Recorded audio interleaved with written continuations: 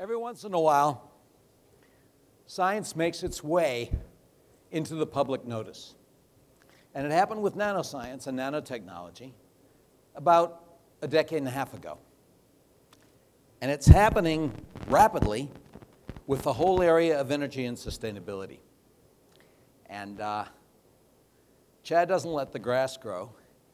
So we've broadened after many, many years in which this day has been devoted to nanoscience, small particles, what you can do with small structures. We're changing by roughly 12 orders of magnitude in size, from 1/1,000,000th of a meter to a couple of 100,000 meters. Problems having to do with the scale of the Earth as opposed to the scale of 1/50th of the size of the human hair. No problem, right? We can do this. But we have to change our name, right? So this is, as far as I know, the first international town hall meeting. International town hall meeting means that there have been many, many town hall meetings in Chicago, in Evanston, and other places about energy and sustainability. People have spoken, and there have been discussions, and it's really been pretty wonderful. The idea of the town hall meeting is you bring everybody from the town. The idea of an international town hall meeting is you bring everybody in from around the world. So this is a trial. And we won't know for a while whether or not it actually worked. But we certainly have the right place, the right people, the right venue. So let's see how it goes. I'm Mark Ratner. I'm a professor of chemistry at Northwestern, and one of the co-directors of what is now called the Initiative for Energy and Sustainability at Northwestern. It's about to change its name because it's about to get very much bigger, but that's in the future. I'd like to introduce Dan Schrag, who is Professor of Earth and Planetary Sciences at Harvard, and I was just told, to use the vernacular, that he's a big hitter in the game. Earth and Planetary Sciences is the new name for geology departments, and if you stop and think about that, it actually makes great sense, because they're about Earth and planetary sciences, and if you think about that in terms of the energy environment problem, they are or should be the people at the cutting edge. Brand Sageman has told me and shown me how that can happen here. And Dan has done the same thing at Harvard and has basically reinvented certain kinds of teaching in groups. And I won't talk about that. You can catch him later. But I was very impressed by the way he's been able to put together doctoral students who are notoriously stubborn about doing anything else into little groups that have migrated around the university and learned things from people in different departments and different ways of trying to study things. He's from New York originally. He studies climate and climate change, and he's one of the most distinguished people in the area. He also is interested in trying to get this out of the laboratory, out of the university, into the world. So he's a member of the President's Council of Advisors on Science and Technology. Actually, I think the youngest member of that group. He has won lots of awards, and in particular, there's one called the McElwain Award, which is for essentially the most brilliant young Earth scientists in the country. And he won that one and a number of other things. He's been one of the 100 Young Innovators for the next century, and a number of other things. He is articulate, thoughtful, and I think he's going to be a wonderful person to take us from the nanoscale to the macro scale.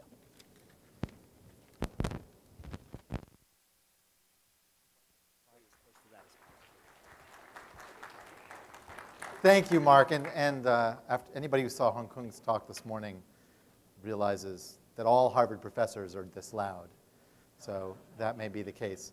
I got to say, I think it's a wonderful experiment. Thank you, Mark. Thank you to Chad and to all the organizers.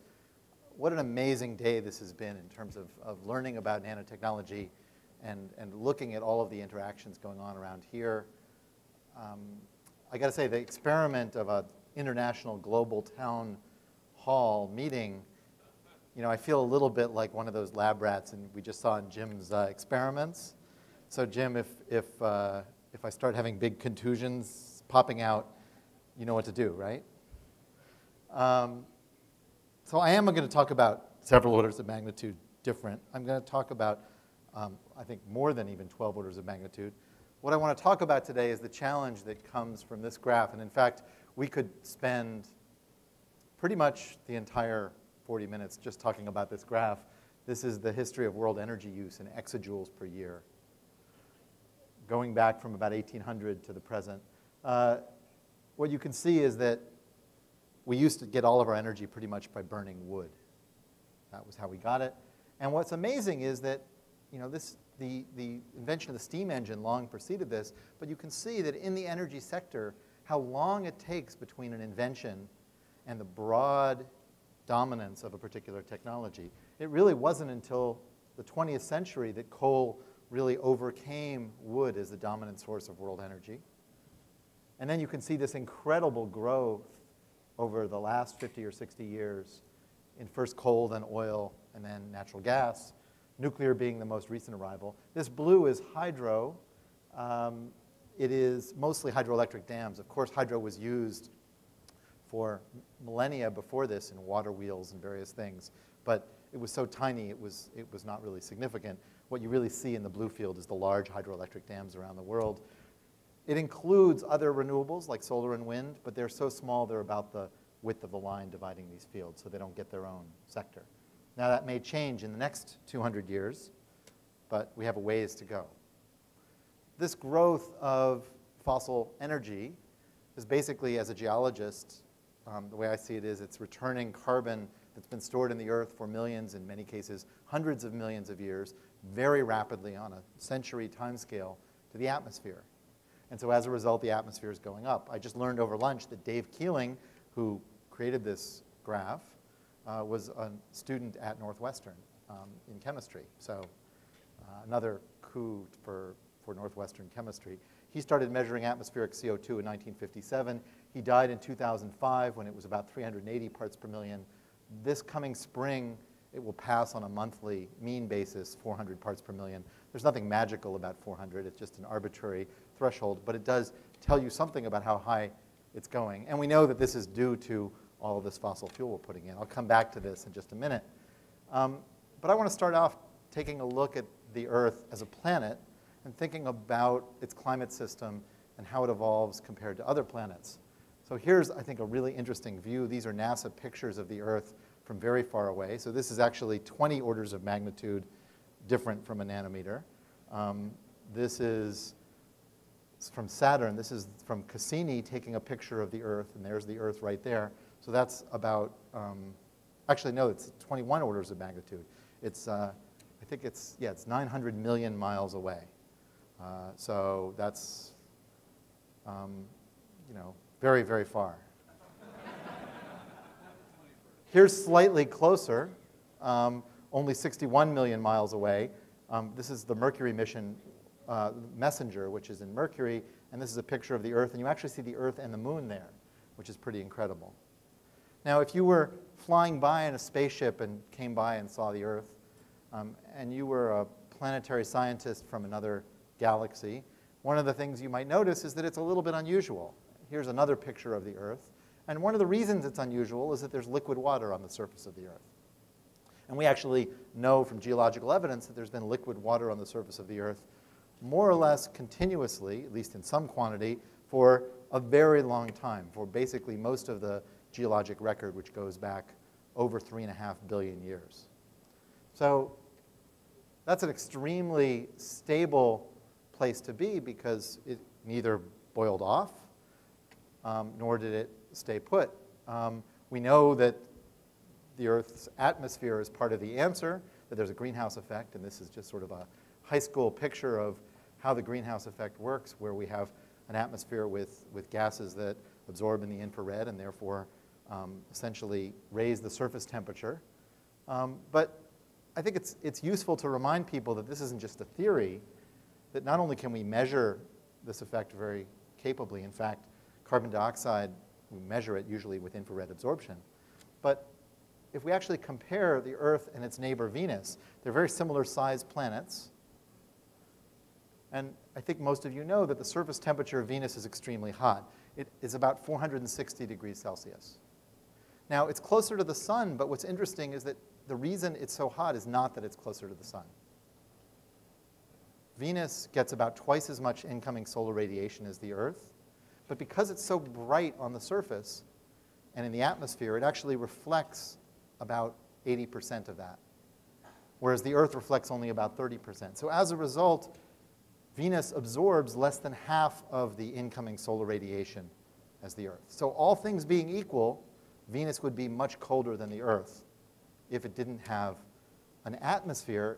Its atmosphere is, of course, 100 times thicker than the Earth, composed almost entirely of carbon dioxide, about 96% carbon dioxide. So that's an ultra greenhouse. Here, and the real question is, so our greenhouse is critical to the survival of life on Earth. In fact, it's been that way, as I said, for 3.5 billion years, and the answer actually has to do with chemistry. This is truly better living through chemistry. It actually is a simple chemical reaction that most chemists never learn in chemistry class. This should be taught in every freshman chemistry class. My colleague Jim Anderson is trying to change that. He's written a book about this that has this in it. It's really 3 separate chemical reactions. They're all trivial, but they're, I would argue, some of the most important chemical reactions on the Earth's surface. Their simple acid-base reaction is at the core of it. First of all, just the solubility of CO2 in water to create bicarbonate and hydrogen ions. And this is the critical reaction here. It's a mineral called anorthite, a calcium aluminum silicate. This is the dominant mineral in a basalt or in a granite. So this is one of the most dominant, most important minerals on the Earth's surface in the Earth's crust. It's an igneous mineral, so it forms from a volcanic rock or an intrusive igneous rock. And when it's exposed to the surface conditions, especially to an acidic environment, it undergoes a reaction we call silicate weathering. And it's essentially an acid-base reaction where it produces a phyllosilicate, a clay mineral, in this case kaolinite, and releases calcium.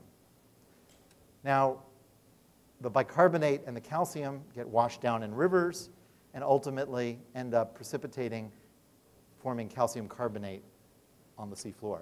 So these 3 chemical reactions, in total, they take place in different places. So this might take place in rainwater or in soils. This reaction would take place at the rock interface or in rivers and streams or in estuaries as the sediment is washed out. And then this takes place in seawater, in the ocean.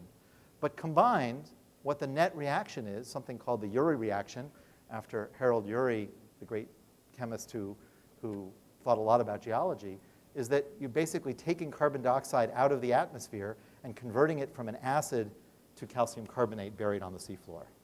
And you need that acid-base neutralization in order to do that. So you can basically think about the whole stabilization of climate as an acid-base problem. The important thing about this chemical reaction is that it's climate dependent. This is the thermostat that controls the Earth's climate. If the Earth gets too warm, what happens is this reaction speeds up, more carbon dioxide is converted to calcium carbonate, and the climate is stabilized.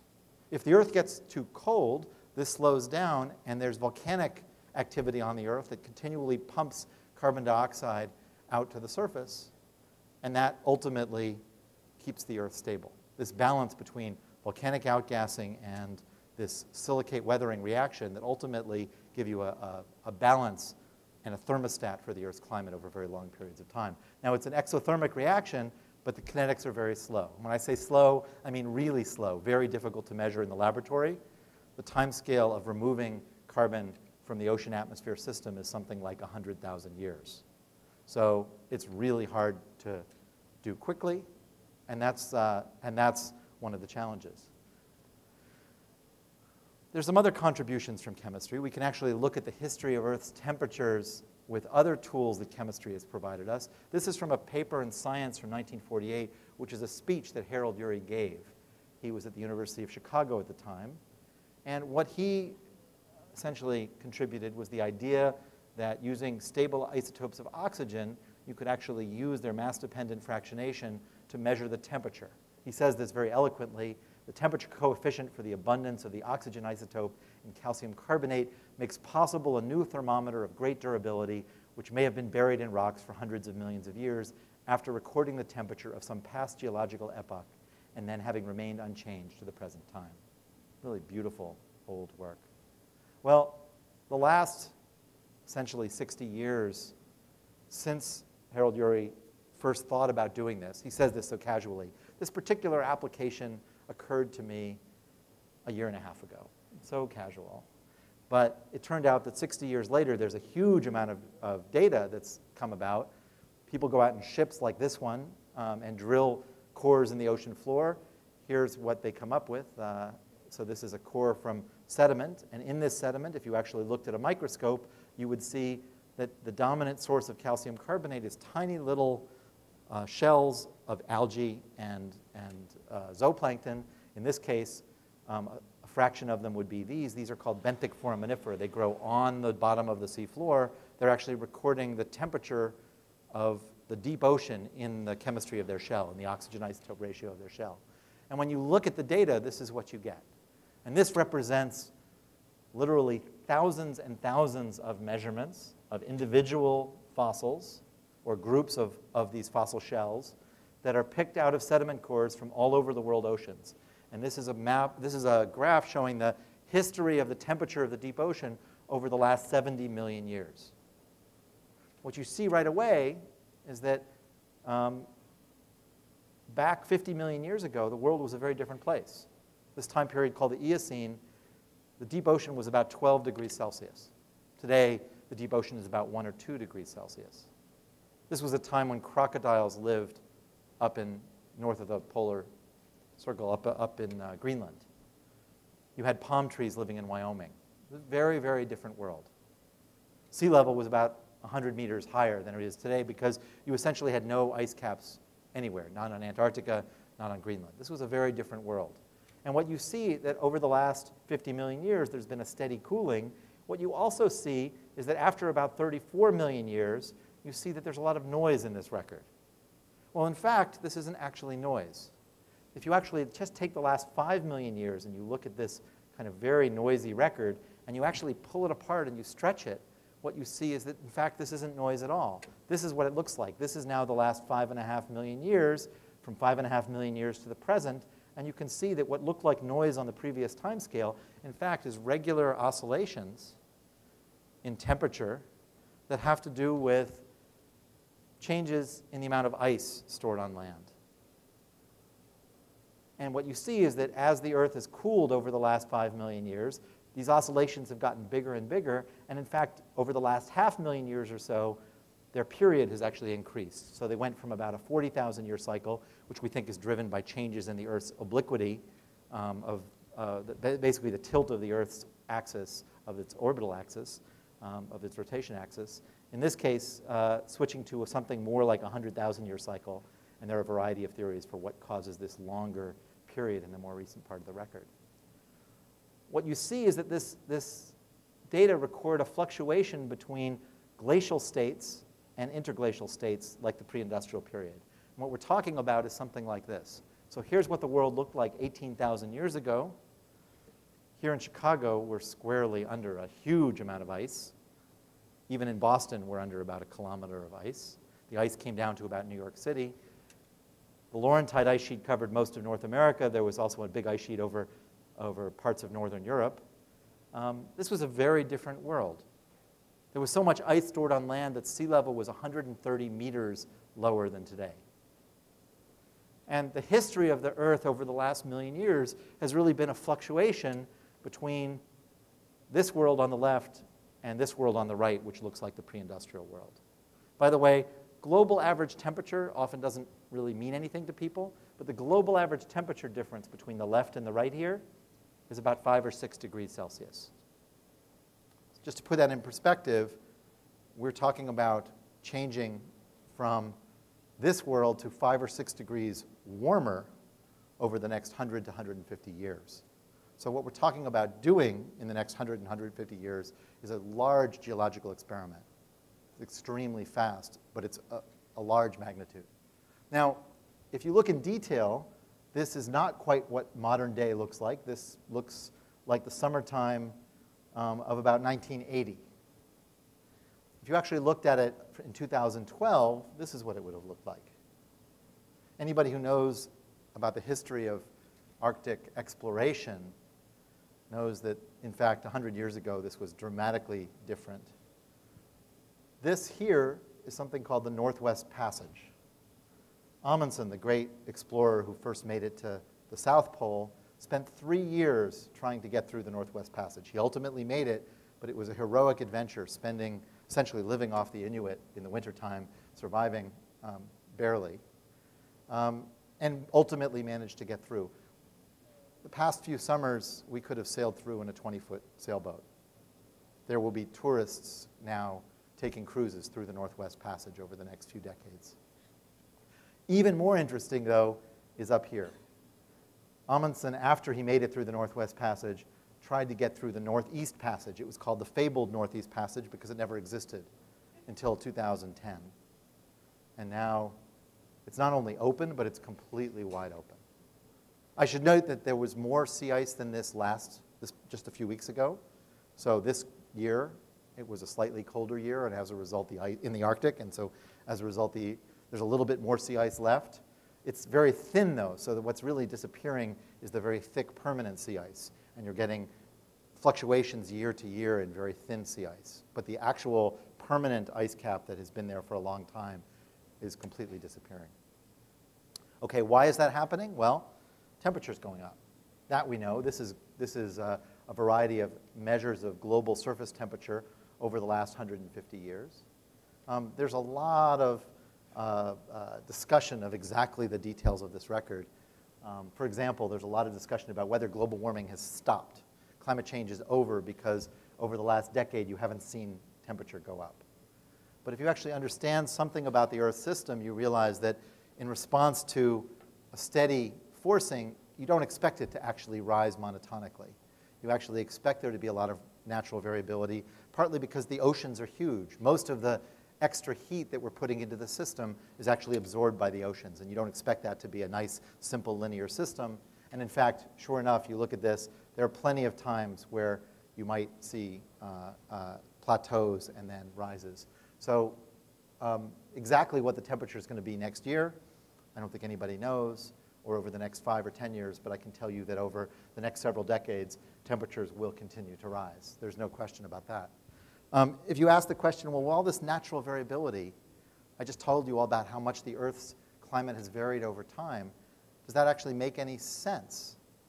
Maybe what we're seeing today is just part of some natural cycle. How do we know that this is really due to adding CO2 to the atmosphere from burning fossil fuels? It turns out we have very good evidence of this. There's lots of it, but one that I just want to mention briefly is my colleague Lonnie Thompson. This is Lonnie here. Looks like a very distinguished professor at Ohio State University where he teaches. Lonnie is really, though, a superhero.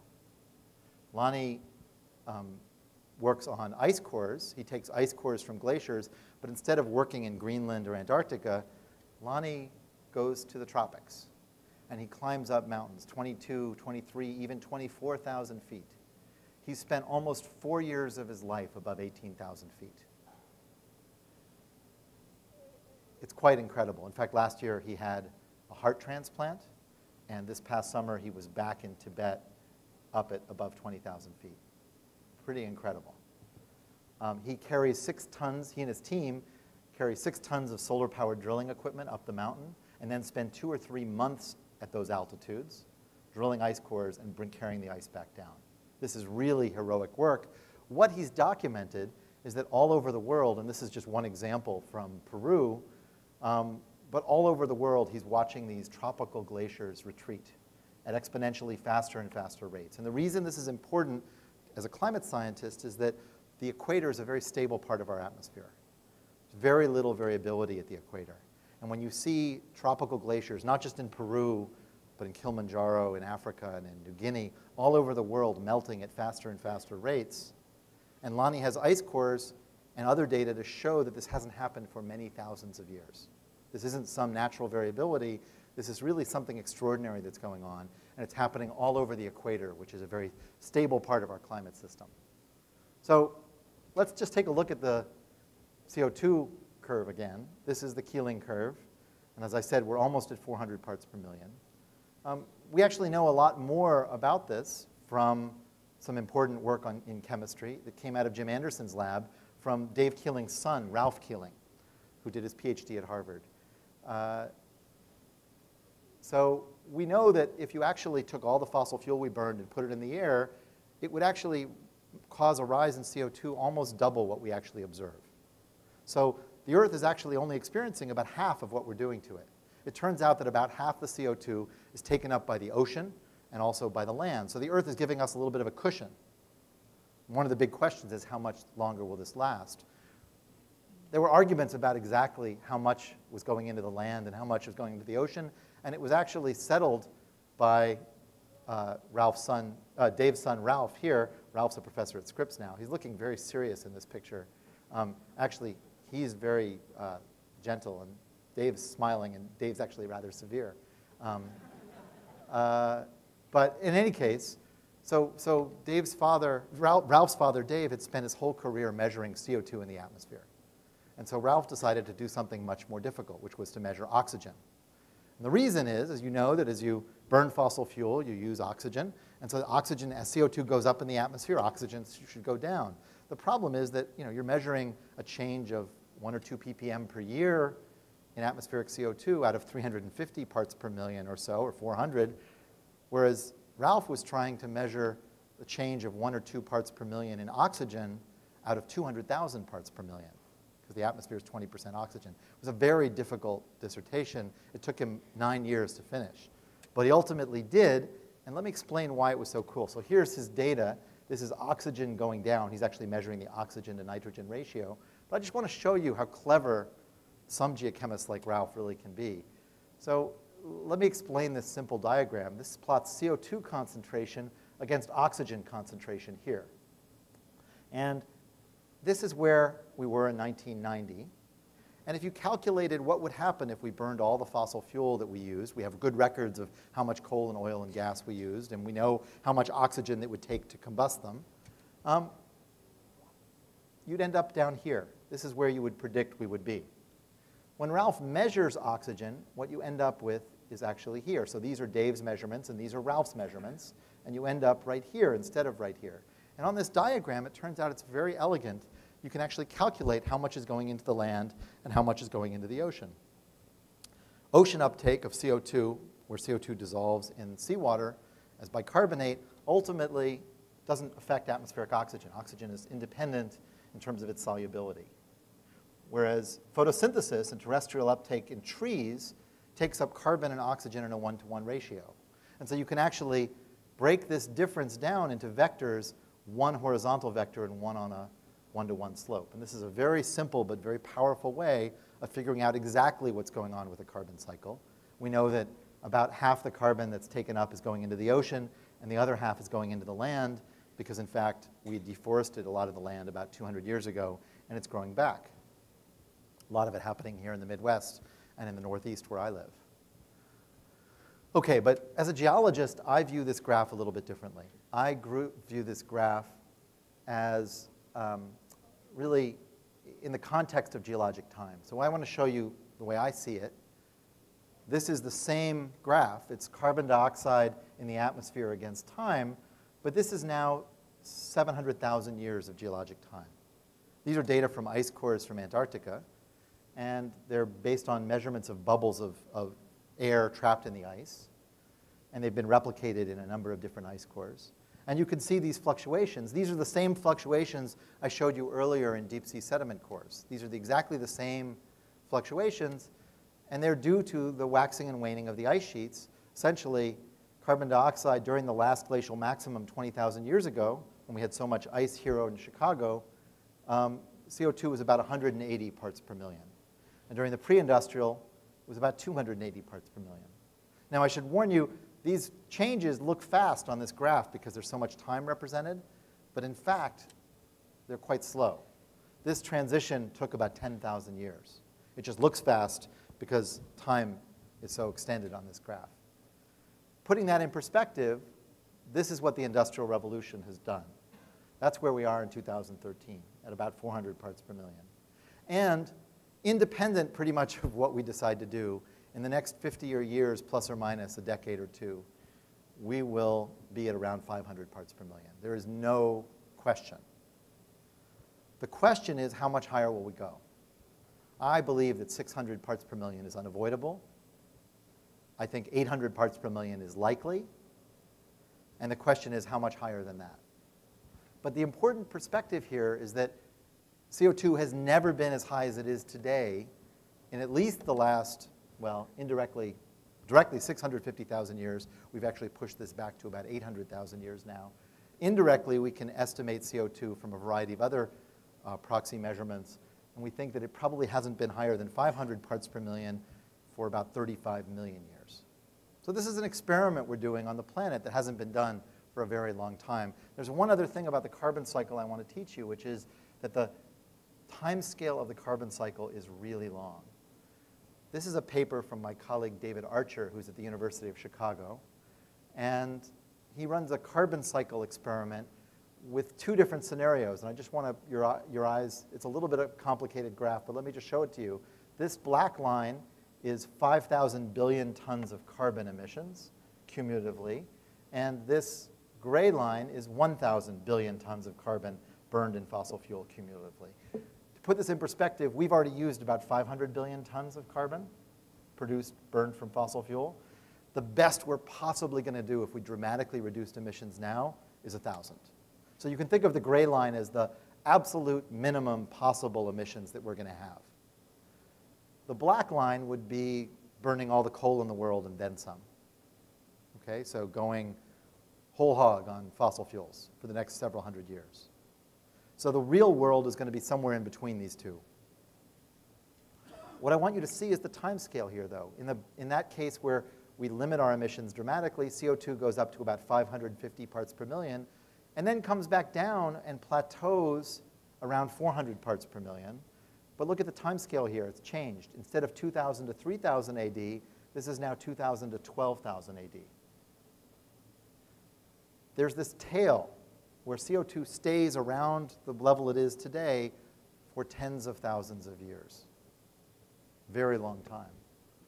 In the worst case scenario, CO2 would go up to maybe 1,900 parts per million and then plateau around 1,000 parts per million for tens of thousands of years. The reason is that this last bit of CO2, after it's mixed into the oceans, can only be removed by this silicate weathering reaction, which is extremely slow.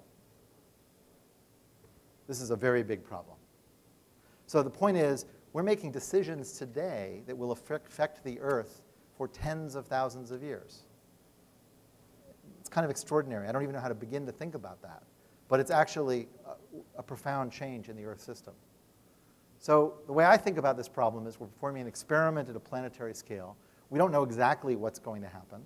We have models that can guide our decisions, but there's a lot of uncertainty. We know that there's going to be impacts. Some of them are going to be severe. And we could talk in detail about all of these different things. I'm going to mention a few of them, but I want to emphasize that there's going to be surprises. This is an extremely complex system, and no Earth scientist alive understands it well enough to predict exactly what's going to happen. Things might be a little better than we predict. They also might be much worse than we predict. We don't know. Let me give you one example of something that's unlikely to happen. Highly publicized has been the role of the ocean, what's called the thermohaline circulation, which is the salt and temperature that drives the deep ocean circulation, where deep ocean water is formed here in the North Atlantic and also around Antarctica down here. And there was if you talk to taxi drivers in England, for example, in London, they'll tell you that they're going to freeze because of global warming. This was actually turned into a movie. Why don't you play this right now? How many people saw this movie, The Day After Tomorrow? Don't be shy. Al Franken, this was before he became a senator, he actually stole my joke about this. He said, this is like climate porn.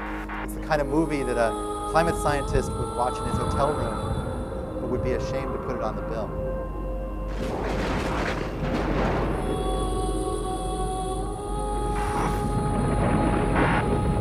Meteorologists are at a loss to explain what is causing this weather and why it has taken them by surprise.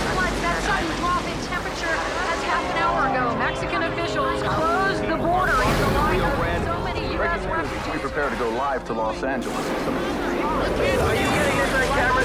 What you see is happening now. Look over there behind me! That's a tornado! Yes, a twister! This is just massive.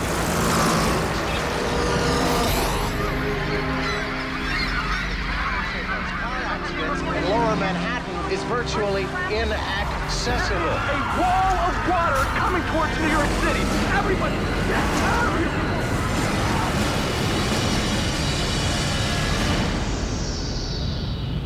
Okay, you get the idea. So this movie actually has a happy ending. Save as many as you can. You know, the whole northern hemisphere is covered with ice. Something like 3 or 4 billion people die, but the kids are saved in the end, so it's okay. It's a ridiculous movie. I don't want you to go away from this talk at all worried that this is going to happen. So it turns out, here, let me see if I can go to the next one. So the conveyor belt, what's called this thermohaline circulation, actually is not the main reason why Europe is warm.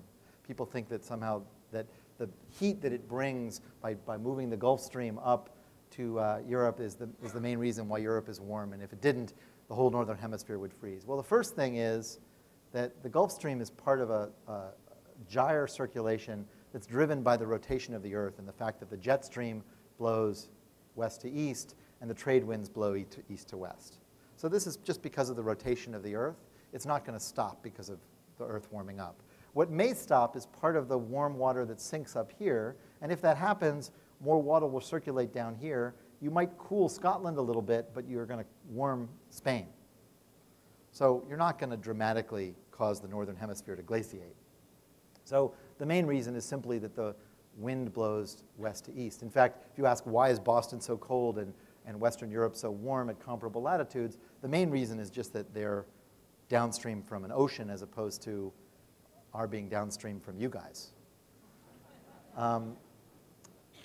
In fact, the other thing to blame is the Rocky Mountains.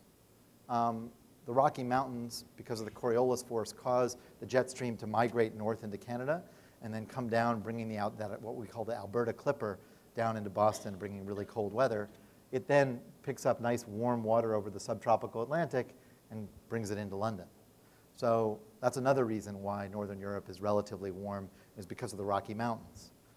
The Gulf Stream also contributes, but if it did shut down, if that part shuts down what we call the North Atlantic Drift, Northern Europe might cool a little bit, but it's not going to cause an ice age, so don't worry.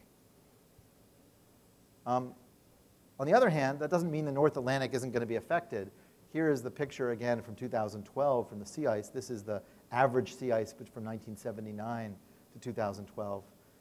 Sea ice itself isn't a big worry in that it doesn't actually change sea level. It's already floating on the ocean, so it's also very thin. So it's not going to actually cause much of a change to our lives. But it keeps Greenland cold, and Greenland is a big deal. Greenland has about 7 meters of sea level equivalent stored on it. Here is a picture from GRACE. This is a satellite from space that measures the gravitational field of the Earth. It can measure, for example, the groundwater discharge from India. And in this case, it's measuring the mass loss from Greenland very precisely. We know that over the last 5 years, Greenland has been losing about 0.8 millimeters of sea level equivalent per year. Okay? That's not that much. So over 100 years, that's 8 centimeters. Antarctica is a little more complicated. You can see places where snow is accumulating and places where it's melting here near the peninsula and down here near the Ross Sea. But it's, similarly, it's about 0.5 millimeter a year. Now, scientists really don't know what's going to happen with these ice sheets. But the important point is it's only a question of time. It's not a question of whether they're going to melt. We can watch them melt today. They are melting. The question is how fast, how much are they going to accelerate? And the sea level is going to persist. Sea level rise will persist until they're all gone. And it's only a question of how fast they're going to go. And they will accelerate because as the ice melts, the ice sheet lowers and gets warmer. And so there's a natural feedback that causes the ice melting to accelerate. Here's something a little more close to home. In 2012, we had a huge heat wave and drought. This was a picture of cornfields in southern Illinois. I was working at the time on a big agricultural report on agricultural research. We actually understand pretty well the relationship between temperature and yield of different crops. And almost all the crops we have show a pattern where temperature causes a rise in yield. Above a certain threshold, though, it drops dramatically. And we know that when there's a particular heat wave, especially during the flowering season of the plant, you can lose the entire crop. This is a problem. I don't know if anybody was in France in 2003. I was in Italy that summer. It was incredibly hot. This is the summer when 15,000 people died in France during this heat wave. This is the years. This is a histogram of the summer temperature from 1900 to 2006. Here's 2003. It was about a 3.5 degrees Celsius anomaly. And it was incredible. It was very, very hot all over Europe. 30% of the grain yield was lost that year. So it was 30% below average. Big problems. Russia had similar problems in 2010. What you see here is a model calculation. And I don't necessarily believe exactly what the models are telling us. But on the other hand, that doesn't necessarily mean that the real world is going to be better than the models. It could be worse.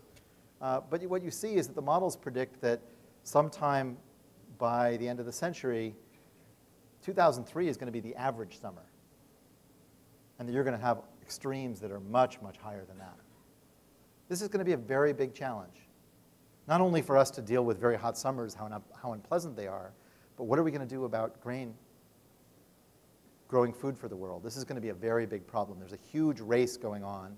And one of the challenges that nanotechnology, I believe, can help deal with climate change is on the adaptation side and thinking about agriculture and applications that will ultimately make plants more resistant to heat damage. So what do we do? Well, this is my colleague John Holdren, who's now President Obama's chief science advisor. He always used to say there are 3 ways we can deal with climate change.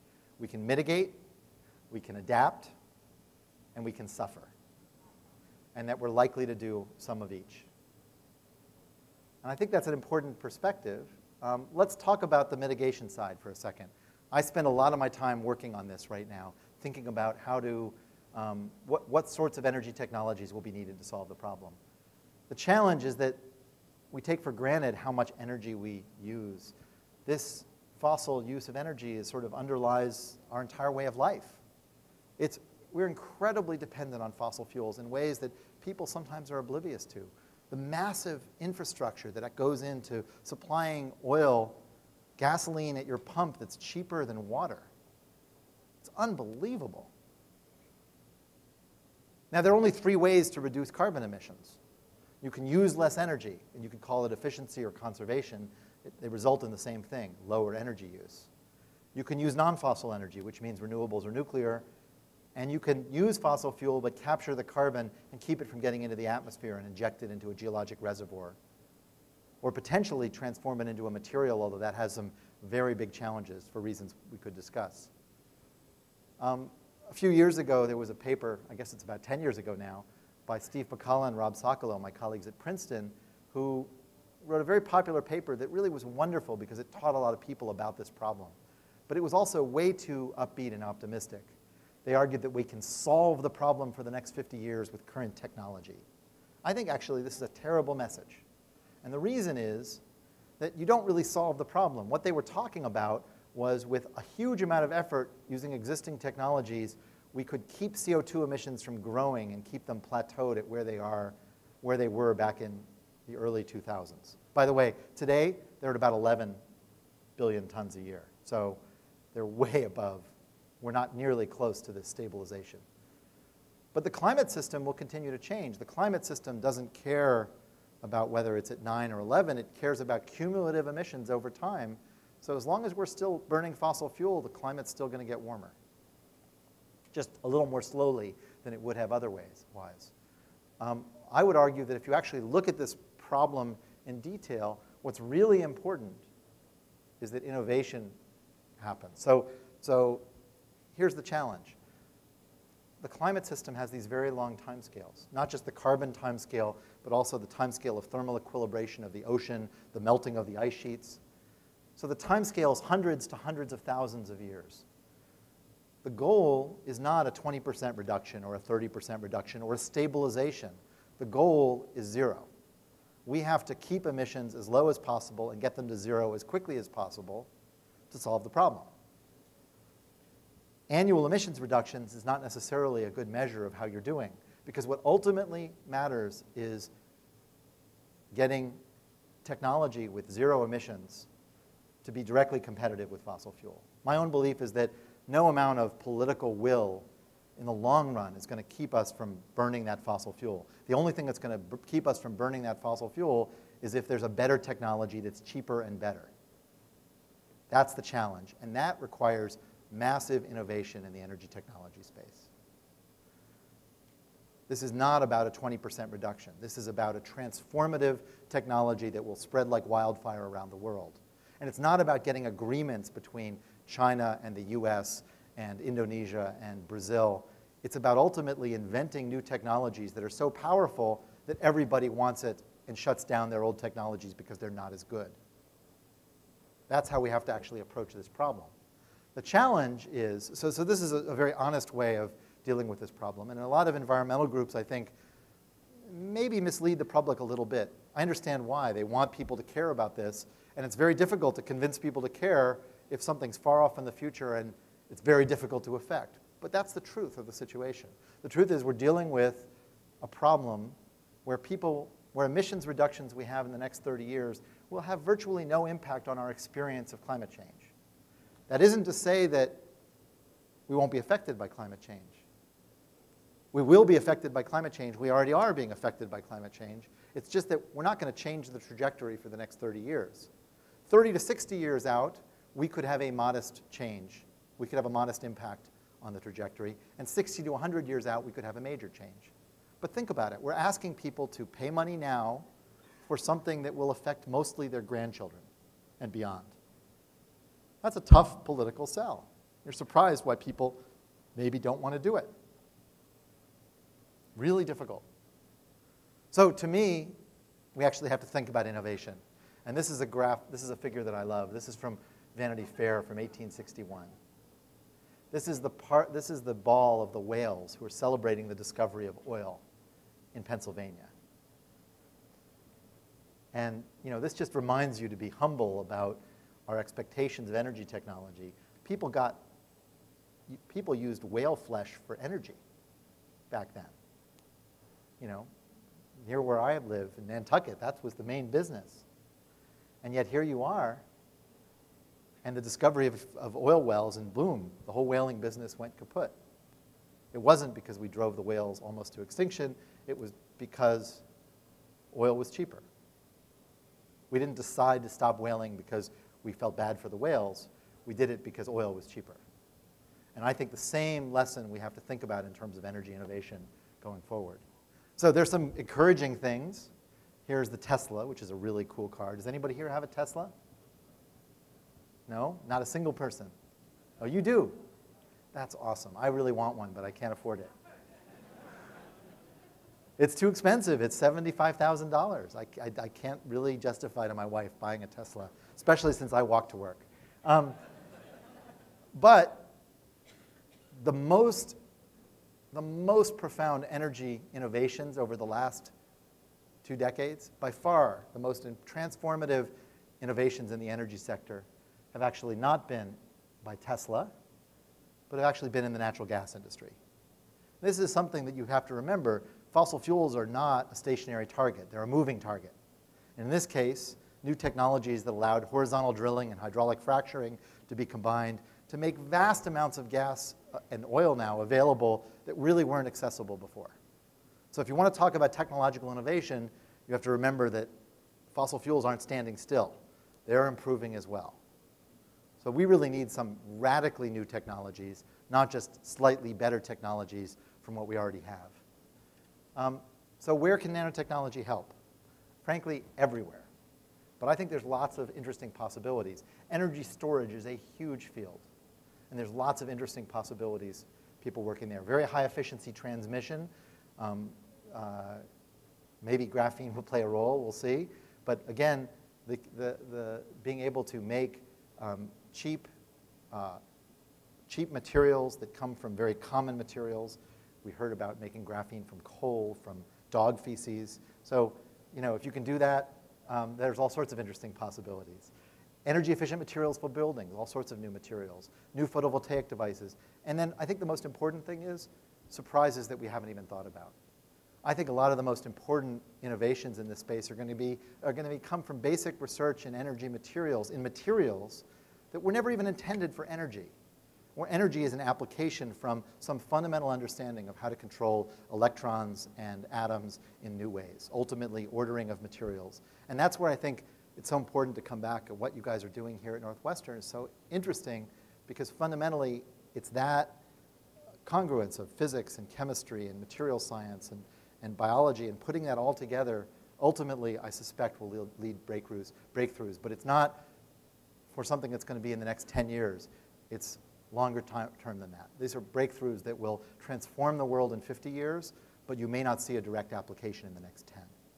So I'd urge you to keep your eye on the long view, not just focus on a startup company that can be sold in the next 5 or 10.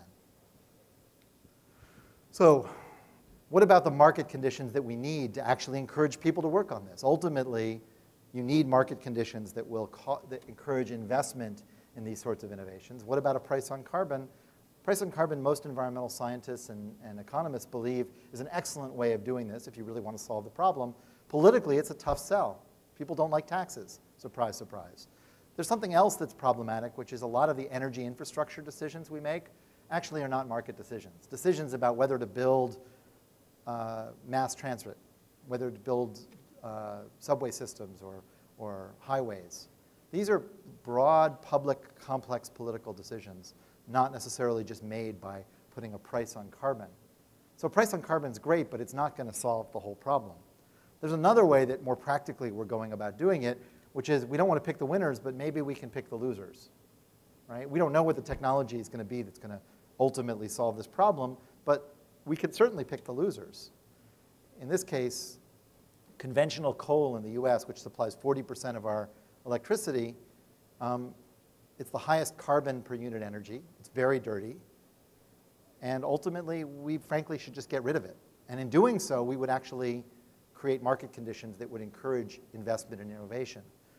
Let me just, it's a little bit off topic, but I want to just make sure you know, this is a classic study by the Harvard School of Public Health, published in the 90s, where they looked at life expectancy and plotted life expectancy against PM 2.5, which is 2.5 micron particles in the air. This just reminds you that air pollution is actually really bad for you. They looked at 6 cities in the US, and they showed that the life expectancy difference from the cleanest to the dirtiest city, anybody guess where the dirtiest city is? Steubenville, Ohio. The cleanest was Portage, Wisconsin. So this difference was 3 years of life expectancy. 3 years is like curing cancer. Just so you know, that's huge. 3 years of life expectancy is enormous from air pollution. By the way, China today, this number was over 150 in Beijing. Here's an even more classic study. This was done in the Utah Valley. This was by a guy named Arden Pope, who did this in the late 80s.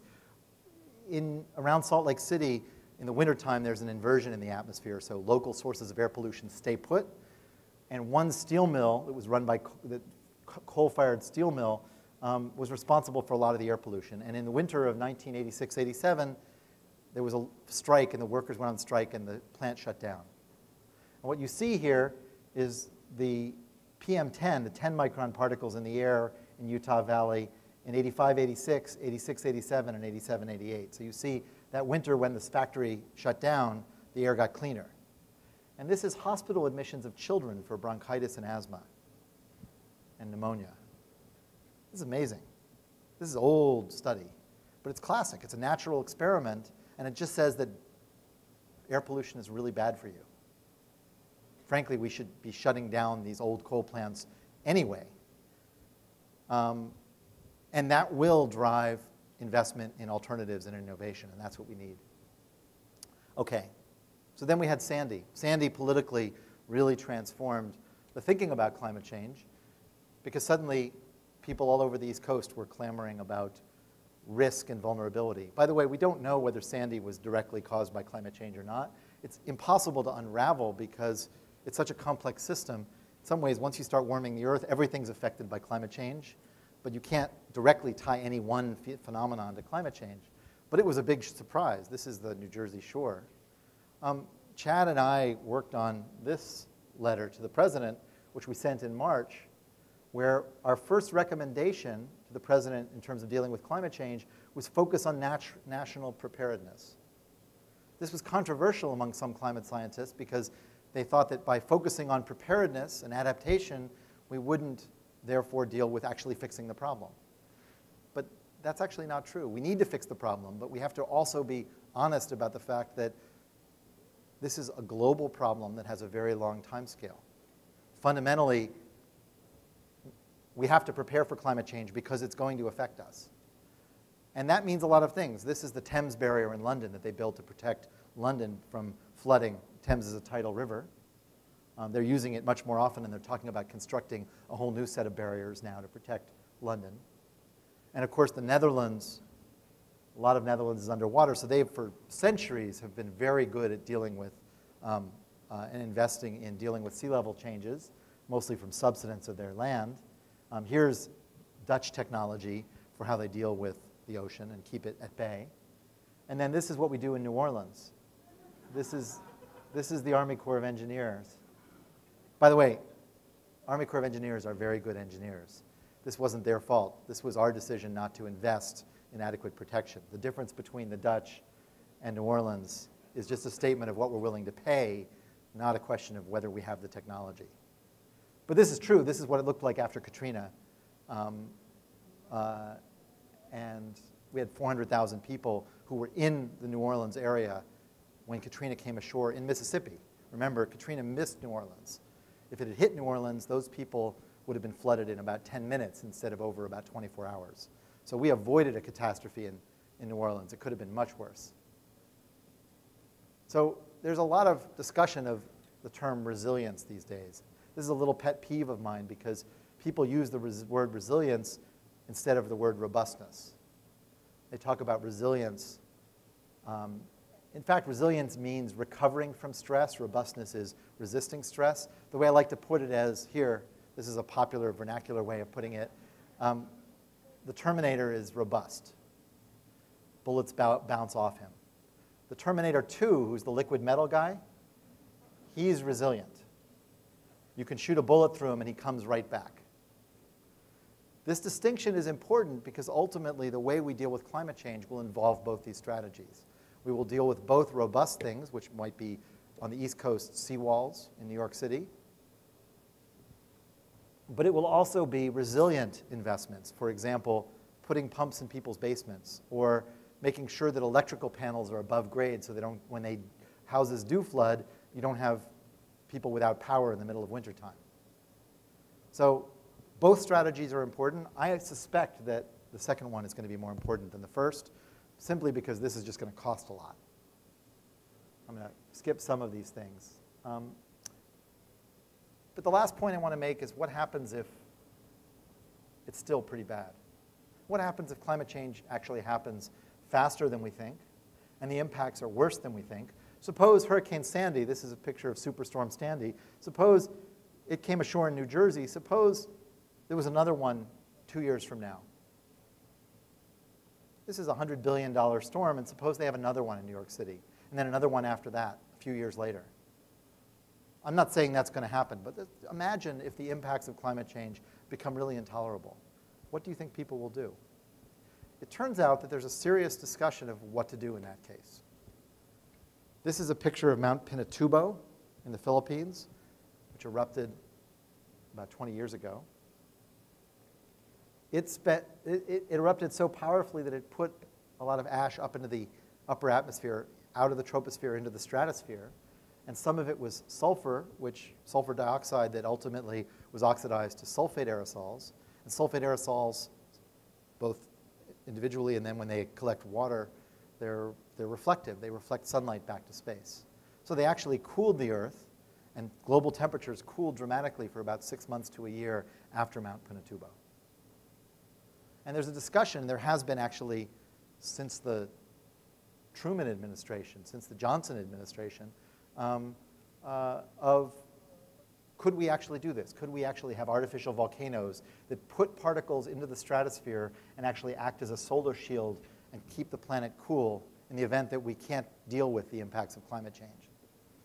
It's a very interesting discussion. We've had a series of conferences and discussions about this topic over the last 6 or 7 years at Harvard. It's a very interesting topic and one that's you're going to hear again. There's a question of how you do it. What does it actually do to the climate system and what might go wrong? This stuff is really scary, though. We're talking about an engineering system for the entire world. Some people would say it's just a logical extension of genetic engineering of food, damming of rivers, so you're engineering the climate of the Earth. But think about this. Who controls it? How would we feel if China decided that they didn't like the impacts of climate change on China, suppose it was getting too dry, and so they're going to put some aerosols up and cool it down a little bit? Who controls the knob? And suppose it has bad impacts on India or bad impacts on us, and we don't like it. We want to do it differently. Or suppose they screw up. One of the big things that trouble a lot of climate scientists is, will doing this postpone the reduction of emissions because people think it's fixed? It's a technological fix. If people read the economics book, Freakonomics, in the second Freakonomics book, the economists say, hey, it's cheap, let's just do it. Seriously, without any understanding of the impacts on the climate system or how complex the climate system is. They say, this is cheaper than getting rid of fossil fuels, so let's just do it. This is a really big deal. The way I think about it is really this quote, which is Winston Churchill. You know, that democracy is a terrible thing except for the alternatives. And the way I feel about engineering the climate is similar, that it's probably a terrible, arrogant, inappropriate response to dealing with climate change. The appropriate thing would be to switch energy technologies and stop using fossil fuel for the whole world. But that's unrealistic. The truth is that we're going to burn fossil fuels for a very long time. We're going to keep using them. CO2 will keep rising. The climate will keep warming. And the alternative of letting that happen, that in fact, more and more people are going to look at this as a possible technology to mitigate the impacts. And what's interesting is watching this over several years, I've noticed that attitudes towards this correlate with a sense of how bad climate change is. It's interesting, though, there's a marriage between the extreme right and the extreme left here. There are people who are really worried about climate change, and they've come to the view that this may be essential. There are also people who were deniers of climate change who like the idea that those enviros were all wrong and we have a techno fix. And so they both have come to this one technology and embraced it, which is sort of an interesting union, kind of an interesting marriage of different perspectives. So let me just end with this last picture. This is a picture looking out at the Earth's stratosphere, imagining what it would be like if we were engineering the climate and injecting particles in there. Now, these wouldn't be nanoparticles. They would be microparticles. Well, at most 1 micron. That would be the ideal size distribution. But it turns out there's actually real chemistry to be done here. We actually don't know how to do this safely just yet. We don't know how to do it safely without destroying the ozone layer. We don't know how to do it that actually will allow us to control them. Suppose we want to get rid of them, or suppose we want to have them stay up and we don't want to keep putting them up there. How do you keep them from clumping? How do you keep them from changing their reflective properties? These are really interesting problems that also need some serious attention. And I suspect there'll be some answers in nanotechnology as well. So let me stop there, and we are going to have a discussion, and maybe Chad and I are going to have a glass of wine while we go. So thank you very much.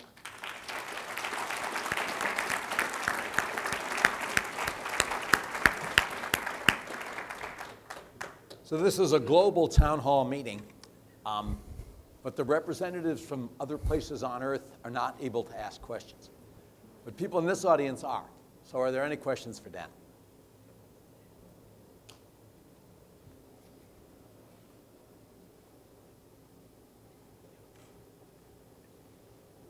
One thing I noticed that what about the technology, the chemical treatment of the emission, as we do with the toxic gases when we do our industry? Why don't we develop a technology that can get rid of the carbon and return it back to a solid and then you reuse it? or scrubbing, for example? Yeah, that's a very good question. So Maybe you should repeat it. if people didn't hear, the question is, why don't we develop a technology to get rid of the carbon, put it in something useful maybe? There are a couple of issues here. There are a number of people working on ways to scrub carbon dioxide out of the air. There's some big arguments about exactly how cheap it's going to be. The skeptics would say it's going to cost at least $600 a ton of carbon. And there are optimists who think it'll be under $100 a ton of carbon. But that's just to scrub it out of the air. That's a ton of CO2, not a ton of carbon. That's just to get it out of the air. Then you have to do something with it. You could compress it and inject it. Some people have said, you know, we should turn CO2 into some usable product. I've got to say, I've looked at this very carefully, and I believe it's mostly hogwash. Part of it is the scale. 11 billion tons of CO2 a year produced from fossil fuel is just far more than feedstock we use for building materials. But the other problem is people don't understand the scale of the chemical problem. Remember, I talked about this silicate weathering reaction. I actually patented some technology. Cheers. I patented some technology with a colleague of mine, Mike Aziz, several years ago that basically figured out how to artificially accelerate this process of silicate weathering that would scrub CO2 out of the air. Essentially, it's an acid swap. The problem with accelerating silicate weathering is that you have carbonic acid. Carbonic acid's a weak acid, and kinetics are always slow. On the other hand, what you can do is you can electrolyze seawater and make hydrochloric acid and sodium hydroxide. Now, that takes energy, and you need to have some non-fossil energy to do that. But on the other hand, now that you have a strong acid and a strong base, sodium hydroxide sits and sucks up CO2 from the air. Right? If you have concentrated sodium hydroxide in your laboratory, measure the pH, let it sit out in the beaker. The next day, it'll go from a pH of 14 to a pH of 9. Right? And that's because it's sucking up carbon dioxide. So it'll do that on its own. And what you're left with is hydrochloric acid. And now hydrochloric acid, you can react with silicate rocks, and that's a strong acid, and those kinetics are very, very favorable. So that's a great idea. We actually patented this idea. I thought it was crazy to patent it. And then I had to eat crow because a company came along and licensed it from us. A company called Calera. They were a green cement company. Vinod Khosla financed them, ultimately raised $150 million for them. He said that the founder was going to be the first trillionaire. They were going to solve the world's carbon problem by turning CO2 into green cement. Well, it never worked. And I knew it wasn't going to work. I was going to get rich if it did work, but it was never going to work. And the reason is that fundamentally, the scale of alkalinity production you need to ultimately feed this is just enormous. Think about it this way. Even a tenth of the problem, so 1 billion tons a year, would require something like 50 times the world's largest water treatment plant on some remote island, making hydrochloric acid, pumping it to the top of some volcano, and letting it react and weather down the rock. And so just imagine, by the way, what this tropical volcano would look like now. It would be, once you got rid of 99% of the protons, so you neutralize 99% of them, you go from pH 0 to pH 2. So you have all this pH 2 water. By the time it's pH 2, the reaction rate plummets, and you've got all this wastewater that's pH 2 flowing into the ocean. It's a disaster. Right? So actually figuring out how to do this at the scale of billions of tons a year looked to me impossible and incredibly expensive. And they, by the way, Calera completely collapsed. And it's now, all the investors lost all their money. So I am very skeptical about us ever solving this problem. I think we can do it, it's just expensive. And I think the use of CO2, you know, the problem is you're going up a redox gradient, and it's a problem. CO2 is kind of worthless, and it's very hard to think of how you're going to somehow make useful stuff. I'd love to be wrong, but that's my suspicion. Yes, Millie. There's a company in France, I don't know the details, but I'll hear more about it next week, that's actually claims to make money on doing CO2 conversion into CO plus something. Do you know about that company? I would watch your pocketbook very carefully.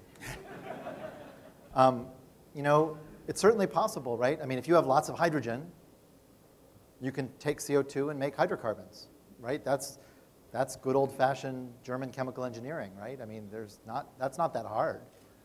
What? There are lots of good ways to do it. The point is, you need lots of hydrogen. And if you have infinite amounts of cheap hydrogen, actually, someday maybe we'll get there, but lots of cheap hydrogen doesn't seem to be available right now, right? That's the problem, right? Currently, we would make lots of cheap hydrogen by taking coal or natural gas and converting it to hydrogen. You can do it with wind or solar. It's just extremely expensive. So my colleague, Dan Nacera, wants to make hydrogen out of using solar energy with various electrodes. The problem is it's expensive. Fundamentally, it's expensive, and storing the hydrogen and using the hydrogen. Maybe it'll get cheaper, but I got to say, the idea that you're going to be able to have enough hydrogen actually take CO2 and turn it back into usable hydrocarbons, the truth is that long before you do that, there's actually a very simple way of scrubbing CO2 out of the air and turning it into very usable fuels. It's called plants. They actually grow, and you don't have to do much to them. You just watch the grass grow, and you cut it down. Hay costs about $50 a ton. And so you can take hay, and you can gasify it, and you use Fischer-Tropsch or some other technology and turn it into beautiful jet fuel, diesel fuel, gorgeous hydrocarbons, chemist's dream, and it's not even that expensive. It's probably 50% or maybe double as much as what gasoline costs today, which is tiny compared to anything you're talking about with hydrogen and CO2.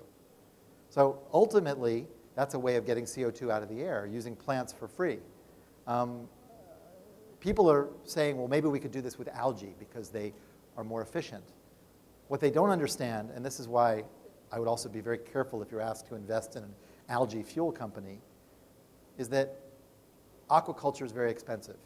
Growing things in cultures, especially genetically modified things that need to be protected from the rest of the world, is extremely expensive. In Israel, for example, a ton of dry algae, where they have a commercial algae business for the pharmaceutical and cosmetic, I think there's some health food. It's a small industry, but it's a serious industry. By the way, in Israel, it's very sunny, too. And they grow them in these big concrete raceways, and the cost is about $3,000 or $4,000 a ton of algae. This is extremely expensive. So it's not easy to grow algae, and every algae company that started about 10 years ago is mostly underwater. Craig Ventnor started something with ExxonMobil, and it hasn't gone anywhere, and I don't think it ever will, for this reason. Ultimately, agriculture is cheap, and aquaculture is extremely expensive. Yeah. Oh, I'm sorry, there's somebody else was already on. Yeah. Oh, I'm sorry. Yeah, fascinating talk. I have one question. There was a study just after 9/11. There were no planes flying in North American skies, at least. Do you recall some of the findings? Was there climate engineering in reverse in some ways? There was no plume of airplanes for the several days. So there's a lot of, there's an entire sort of community of people very worried about the trails from jets and that this might be poisoning us or affecting the climate. My reading of all of that is that there was no noticeable effect from grounding all those airplanes around 9/11, that airplanes don't really affect the climate much at all. On the other hand, if airplanes went up there and scattered sulfur and turned it into sulfate aerosols, we would cool the climate. Remember, we're actually doing this today. If you actually look at the radiative balance of the Earth,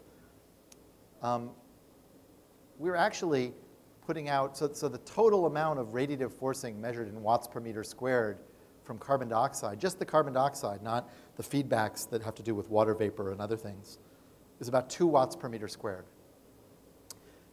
The sulfur from burning of coal and burning of dirty fuel in ships, for example, that's actually about 1 to 1.5 watts per meter squared in the other direction. So in fact, we're already reflecting a lot of sunlight because of all the sulfur we're burning from coal. It's in the troposphere, so it doesn't last very long. It drops out after just a few days or a few weeks. And so it has a very short residence time. It's also really bad for your health. But the idea is to put a much smaller amount, less than 10 times that amount, in the stratosphere, where it would actually stay longer. It would last for a year or two instead of a week. And then it would have the same radiative effect, but with a much smaller flux. That's the idea. But I don't believe there's any effect from airplanes. Arthur, yeah, as part of Mark Ratner's group on sustainable energy, I've given a lot of thought to this, and I think perhaps not something so exciting as the nearest near-term solution, and it is with the chemists. If we could both just store electricity, just that word, which we make strides. Certainly cities like Los Angeles, a lot of the big cities could use solar, and later transportation, which is the problem of getting the electricity to Chicago, who's known for some overcast days now and then. So why can't we, that seems to be incrementally doable. So I agree, energy storage is a huge challenge and needs a lot more attention. It does get, I mean, there's a huge market for energy storage. You know, my new iPhone that I haven't switched to yet has a several times longer battery life than my old iPhone.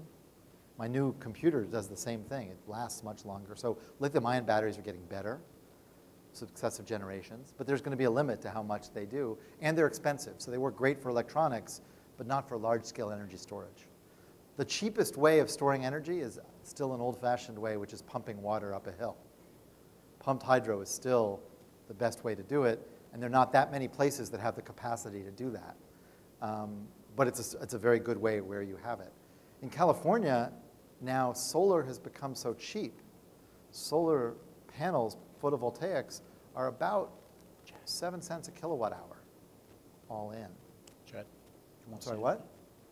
You want to say anything? 7 cents a kilowatt hour. What's interesting about that is that now California has required all large-scale photovoltaic installers to actually put storage in because they can't handle the solar power anymore. You know, a cloud bank comes over Los Angeles and they suddenly have to turn on hundreds of megawatts of power to deal with the fluctuations. They can't handle that, and so they're now requiring energy storage. What that does is suddenly it makes solar go from 7 cents to more like 20 cents because the power storage is so important. There's one technology that a colleague of mine is working on that is really interesting. It's really not a technology. It's more of a management, which is it's an old-fashioned. It's basically toasters with ceramic bricks. So the idea is a half battery. You take electricity when you have it from the wind or the sun, and you heat bricks in a very insulated box in your basement. So Iowa, for example, Iowa right now is more than 20% wind capacity. Okay? And when the wind blows in Iowa, they turn the windmills off because they can't handle the electricity. So the easiest thing to do is to shut the windmills down when it really blows. That's crazy. You've already built the windmills. It's free electricity, and they turn them off. So the idea is, imagine if all the farmhouses in Iowa had furnaces with ceramic bricks, and you let the grid operators control the furnaces. The people in the farmhouses control their thermostats, so they're always guaranteed that the furnaces in the wintertime would be hot. They're just not guaranteed how hot. So whether it's 500 or 1,500 degrees, you know, that's the decision of the grid operator. And if the wind is blowing, they turn on these distributed loads. So that's a very doable technology. It's actually being done around the world. It doesn't really solve the electricity storage problem, but it's a very powerful technology, and I suspect that some combination of these is ultimately going to be the solution. Two last questions, one from the web. Yes, hi.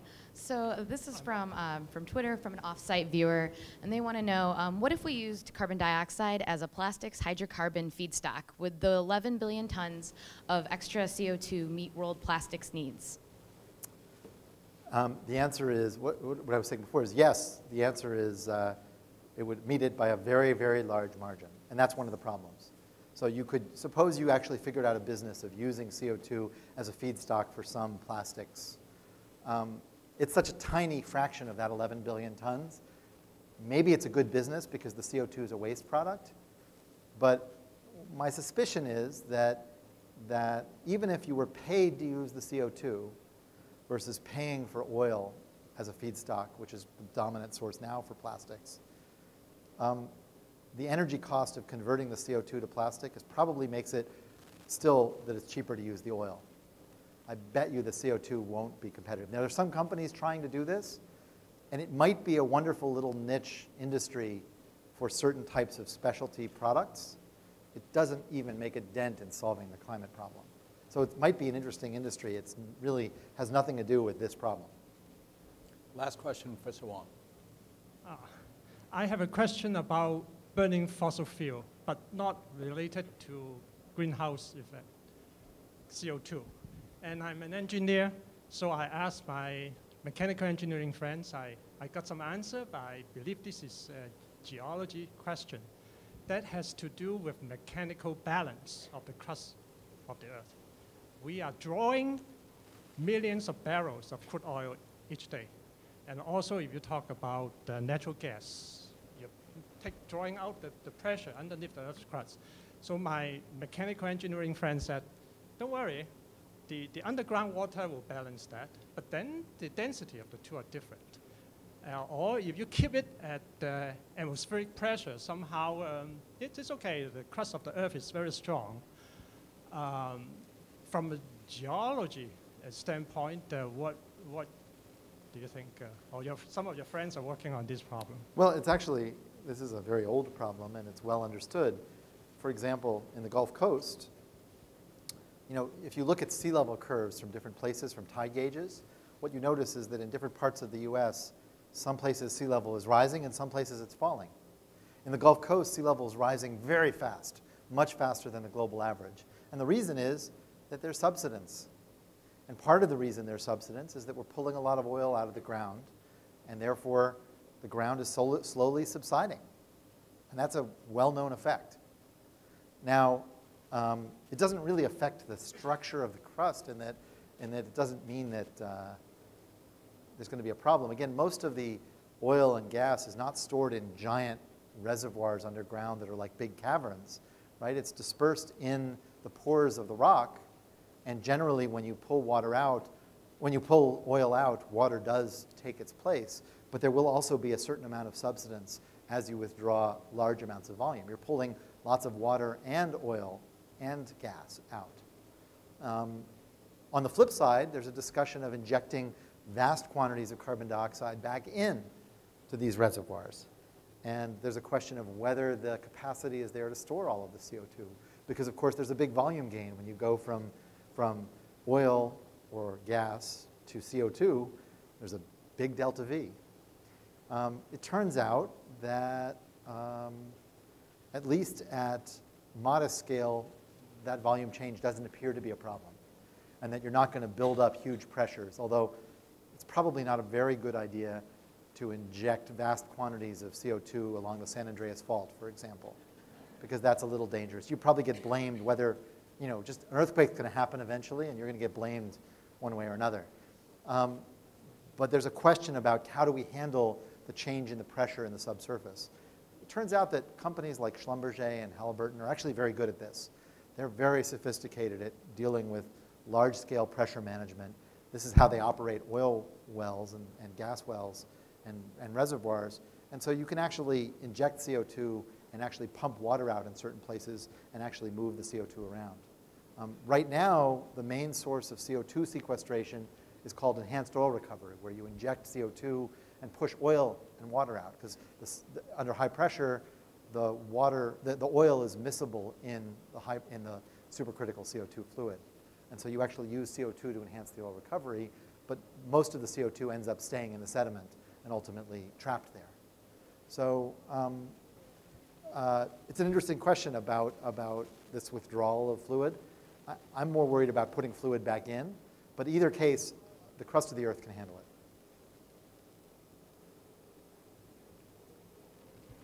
think on the behalf of the sponsors and the speakers and the students and the worldwide audience, we'd like to thank NNI for organizing this fantastic day, and we will next year.